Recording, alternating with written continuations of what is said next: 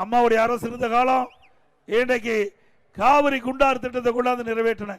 காவிரி குண்டார் திட்டம் இந்த அரசாங்கம் கைவிட்டுட்டது.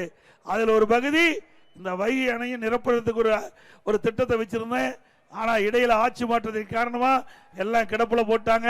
காவிரி குண்டார் திட்டத்தையும் கிடப்புல போட்டாங்க. மீண்டும் அதிமுக ஆட்சி மலர்ந்த பிறகு காவிரி குண்டார் திட்டம் நிறைவேற்றப்படும். அதில் ஒரு பகுதி இந்த வைகை அணையை நிரப்பணும். அப்படி வைகை அணை நிரம்பி அணை நிரம்பினா தான் இந்த 58ஆம் கால்வாயில தண்ணி கிடைக்கும்.